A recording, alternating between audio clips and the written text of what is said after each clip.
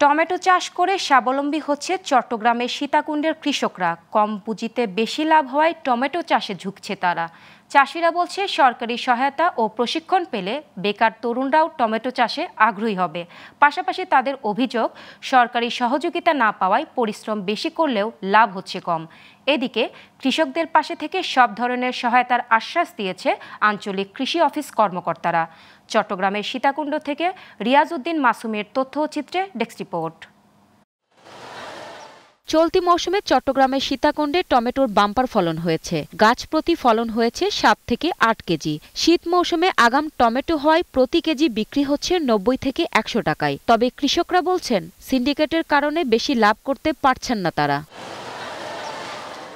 অধিকাংশের দাবি, বাম্পার ফলন হলেও খরচ বেশি হয়েছে, তাই বেশি লাভ করা সম্ভব নয়। উৎপাদন বাড়াতে সরকার আর্থিক সহযোগিতা করলে আরো লাভ হতো। আমরা যে ফসলটা করি, এই ফসলের আমরা ন্যায্য মূল্য টাকা পাইতেছি না, ওই সিন্ডিকেটের কারণে।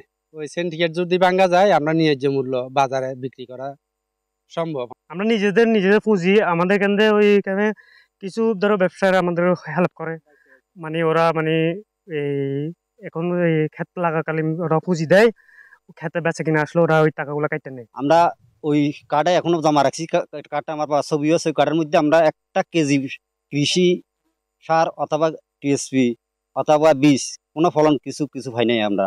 উপজেলা কৃষি কর্মকর্তা জানালেন, এই এলাকার মাটি টমেটো চাষের উপযোগী, তাই ফলন বেশি হয়। কৃষকদের লাভের পরিমাণ আরও বাড়াতে সব ধরনের সহায়তার আশ্বাসও দেন তিনি। টমেটোর উৎপাদনটা আগাম হওয়াতে কৃষক ভাইয়েরা লাভবান হয়। এখানে 360 হেক্টর জমিতে টমেটোর আবাদ হয়েছে এবং প্রতি হেক্টরে আশা করছি প্রায় 25 মেট্রিক টন করে টমেটোর উৎপাদন সম্ভব হবে। কৃষক ভাইদেরকে সর্বাত্মক সহযোগিতা করার জন্য সবসময় প্রস্তুত আছি। শুধু ওনারা একটু চাইলেই আমরা সহযোগিতা করব। চলতি বছর সীতাকুণ্ড উপজেলায় 360 হেক্টর জমিতে টমেটোর চাষ হয়েছে। Global television news desk.